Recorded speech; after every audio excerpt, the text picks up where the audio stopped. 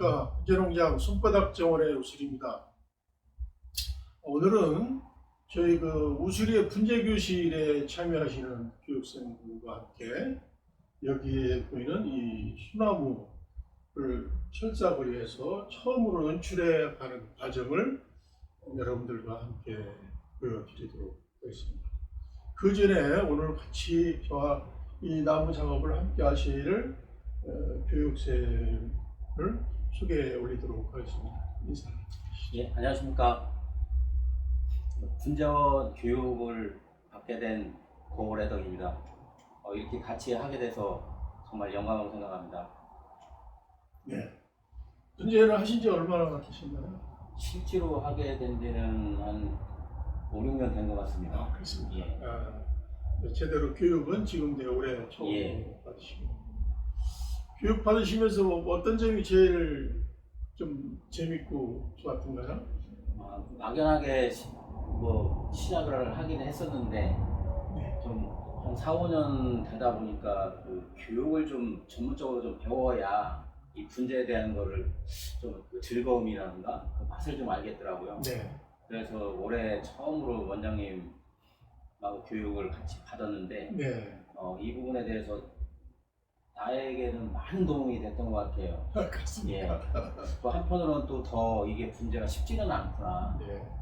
또 그런 생각을 지금 많이 하게 된 계기가 됐어요. 예, 그렇습니다. 자, 그러면은 이 나무는 언제서부터 키우기 시작하신 건가요? 한 4, 5년 된 것 같아요. 친구가 그 중장비 하는데 길이나 산, 야산 이렇게 하는 과정에서 나온 때 그때 채취한 건데 인도를 네네네. 이렇게 개설하고 그럴 때, 네네. 그렇게 하는 나무군요. 꽤 분생활은 꽤 한 거네요. 우리 4, 5년 정도 됐으면은. 예.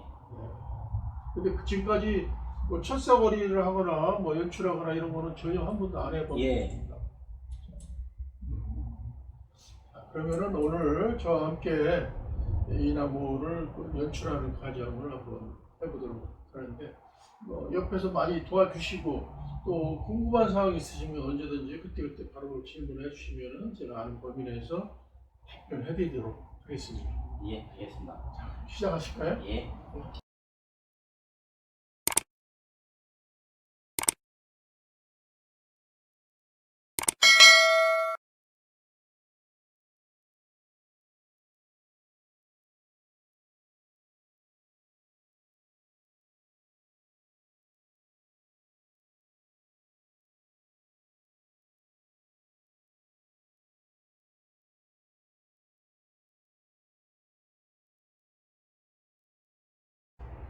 그러면 제일 먼저 이 나무 연출을 위해서는 정면 정하기를 먼저 이 나무 정면을 어떻게 해야 되느냐.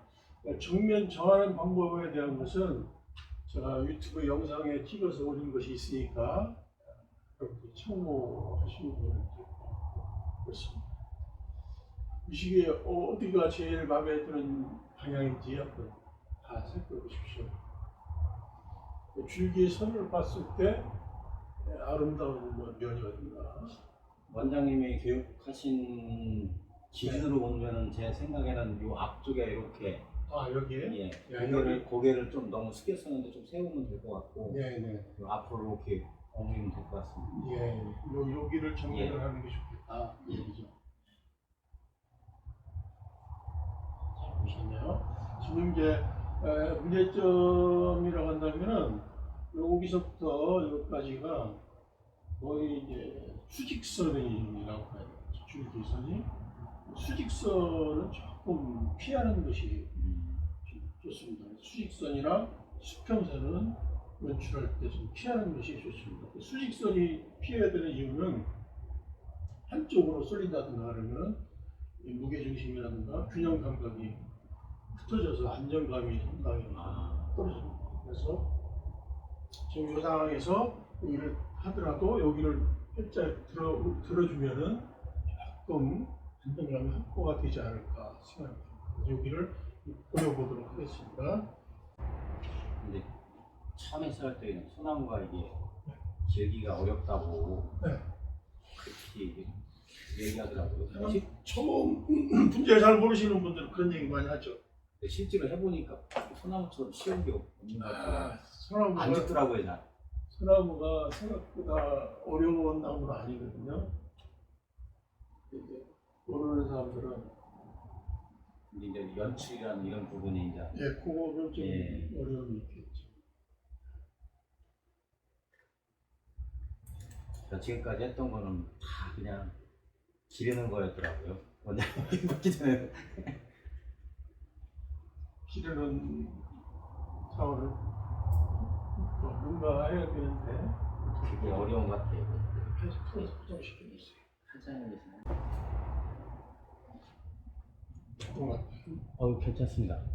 선이 조금 아까보다는 조금 예. 단순한 거는 좀 면에 예. 정면을 좀 잡고 물론 이제 뿌리가 이렇게 있어서 조금 애매하긴 한데 줄기 손으로 봤을 때는 이렇게 해야 음식하고 자,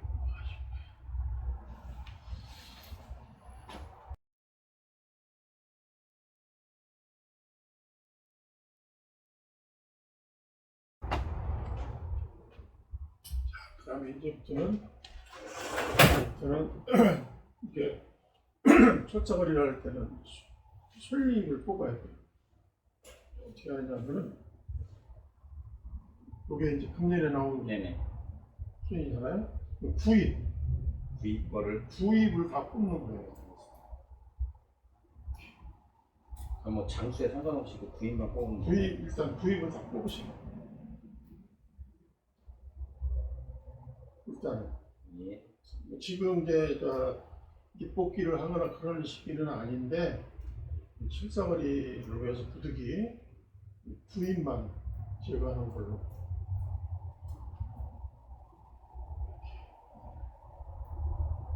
지금 시간이 좀 많이 걸릴 거예요.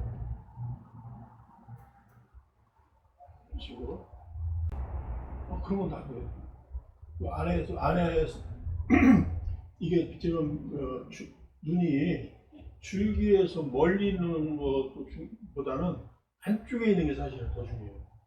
나중에 이 안쪽에 있는 걸 써야 할 때가 많기 때문에 그걸 소중하게 생각하시죠. 이렇게 이거 잎 뽑는데도 시간이 꽤 걸리거든요. 그러니까 그게 금방 하루아침에 이렇게 막 되는 게 아니고 집에서도 시간을 잘 가지고 예, 시간을 오겠더라고요, 중간에. 네. 뭐 잡생각할 여유가 없잖아요. 예. 정신없이 집중해야 되기 때문에 그런 면에서 이 분재가 또 다른 매력이 아닌가 생각이 돼요. 처음서부터 그냥 이렇게 저처럼 하는 것보다는 이런 격이든 뭐든 좀 어느 정도 네. 예, 그 지식이 좀 조금이라도 있는 상태에서 하는 게 더 배워야죠. 예, 더 빠를 것 같아요. 이거는 어떤 분들이 다 어떤 일이 마찬가지 아닌가요? 어느 정도 기본적인 상식이 있는 상황에서 했을 때 그 내가 좋아하는 것의 깊은 맛, 참 의미 이런 거를 또 느낄 수가 있지 않을까. 그래서 막연히 그냥 남들 하니까 따라서 한다 이런 것은 바람직하지 않다고. 내가 이것 좀 해봐야 되겠다 싶을 경우에는 기본 소양은 갖추는 게 필요하겠죠. 예, 맞는 것 같습니다. 근데 대부분 사람들이 그렇게 안 하고 그냥 남들이 분재한다 그러면 나도 해야 되겠다 해서 그냥 먼저 나무부터 사고 하는 그런 경향들이 있는데 그건 바로 실패의 지름길이라고 봐야 돼요. 이렇게 해서는 좋은 나무를 키울 수가 없고. 교육을 받고 이제 이렇게 취미생활이라는 거를 좀 시작하게 되는데 그 전에는 모르고 이제 나무들을 많이 구입을 했어요. 네. 근데 그게 저 같은 경우는 일부는 또 애물단지가 되더라고. 어디 그런다고. 그렇다고 해서 이거를 죽이지도 못하고. 네. 몰랐을 때는 그게 좋은 줄 알았을 텐데 쭉 배우고 나니까 이게 가치가 별로 없는 거라고 하는 것이 이제 눈에 보이기 시작하거든요. 그러면 그게 바로 시행착오, 돈은 돈대로 버리고 시행착오를 하는 거죠. 그런 걸 겪지 않으려면 나무부터 먼저 사는 게 아니고 먼저 배우는 게 먼저 중요해요. 네, 그런 것 같습니다. 근데 사람들이 너무 우리 성급하게 생각하셔서 이게 되는 하시는데 문제는 이게 뭐 성급하게 한다고 되는 게 아니잖아요. 1년, 2년만 결과가 나오는 게 아니고 좋은 나무를 만들기 위해서는 꾸준히 10년이든 20년이든 했을 때 좋은 결과가 나타나는 거니까 항상 이렇게 지금 이런 입법계를 하고 있는 과정인데 이런 과정 자체도 즐거움으로 생각하고 해야지 이걸 아유 힘들다 노동이다 생각하면 하지 말아야겠죠. 입법계는 지금 처음 해보시는 거죠? 예, 근데 소나무는 다른 어떤 작업보다도 이제 6월에 하는 그 단엽하는 과정, 그다음에 지금 입법기는 지금 시기는 아닙니다만은 12월경에 되게 하는데 그런 입법기 이 두 가지 과정만 철저하게 해도 소나무는 잘 클 수 있거든요. 입법기 거의 대부분 많이 안 하죠 사람들이 보통 사람들은. 그러니까 입법기를 하는 목적이 무성하니까 입이 무성하면은 햇빛도 잘 안 들어가고 통풍도 잘 안 되고 그러잖아요. 그럼 나무가 건강하게 자랄 수 없겠죠. 또 오늘같이 이렇게 철사거리를 한다든가 외출한다든가 할 때는 속이 먼지 다 보여야 전체적으로 보고 이렇게 외출을 하는데 안 보이면은 잘 못하잖아요. 그래서 입법기를 하는 거거든요. 나무에서는 이게 아주 절대적인 작업 과정입니다. 요것만 잘하셔도 소나무 키우는 거 어렵지 않아요. 근데 이제 유튜브를 보면서 집에서 이렇게 이제 어떻게 보면 흉내라고 할 수도 있고 네. 뭐 교육을 받았다고 할 수도 있는데 실제로 해보면은 또 뭐가 다르죠. 뭐가 뭔지 모르겠더라고요. 다르죠. 예, 그런데 이제 이렇게 교육을 받고 이렇게 다뤄보는 직접 다뤄보고 같이 이렇게 하다 보면 그러니까 그게 더 오히려 훨씬 한 10배 이상은 효과가 나는 것 같아요. 네. 저도 뭐 유튜브 이렇게 찍어서 영상에 올리고는 있지만 사실 유튜브만 보고선 이 문제를 다 배우고 터득한다 이거는 거의 불가능한 일이라고 봐요.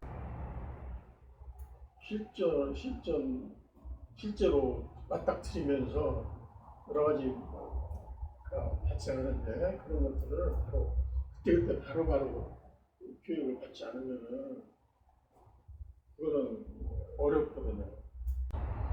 내가 잘하고 있는 건지 못하고 있는 건지 피드백을 받고 그래야 발전하는데 유튜브라고 하는 건데 그걸 못하잖아요. 그러니까 내가 있는 건지 못하고 있는 건지 이게 맞는 건지 틀린 건지 모르는 상황에서 그냥 해나가다 보니까 경우에 따라서 엉뚱한 길로 빠져들어갈 수 있는 거죠. 그게 바로 이제 유튜브를 통한 그 배우는 거의 한계예요. 그래서 내가 하고 있는 행위가 이게 또 작업이 타당한 건지 누가 어떤 전문가의 조언이 있으면 필요도 좀 좋겠죠. 골프 같은 것도 필드에 나가는 코칭이 따로 있잖아요. 필드에 나가서 실전 경험을 쌓는 것도 굉장히 중요하잖아요. 마찬가지예요.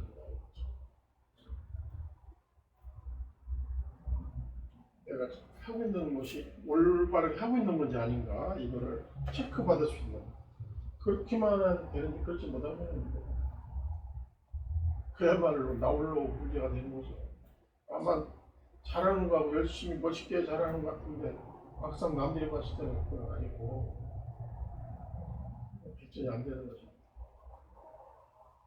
처음에는 그런 걸 몰랐는데 여기 교육을 받고 그 다음에 집에 와서 보니까 만드는 게 창피한 게 좀 많더라고요.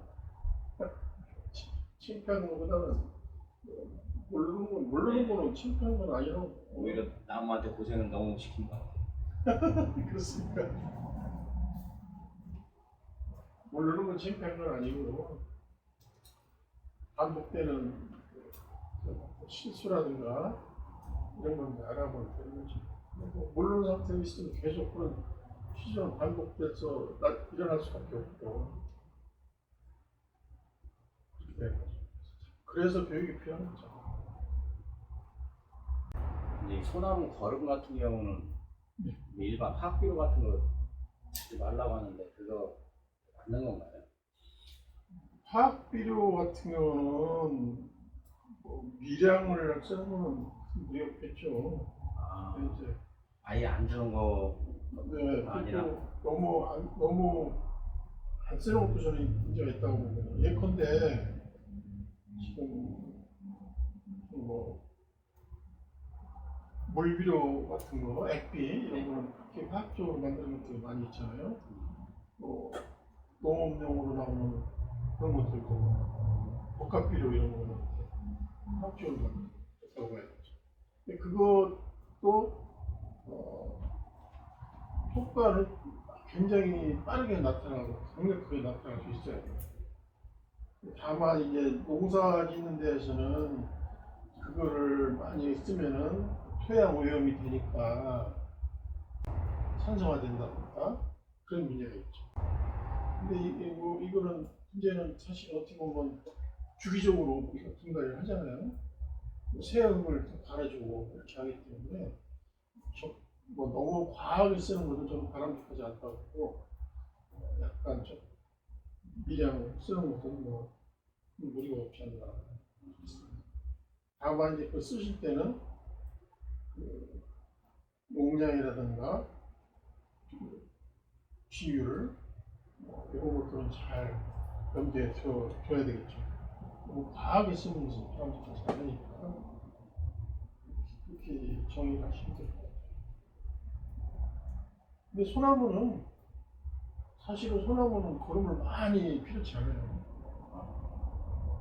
다른 나무에 비해서는 소나무는 오히려 너무 소나무가 거름기가 많게 되면은 이 소나무 같은 경우는 피가 중요하잖아요. 네. 근데 피가 이제 잘 트지 않는 그런 문제도 있고 그래서 소나무에다가 거름을 너무 많이 주는 건 좋지 않습니다.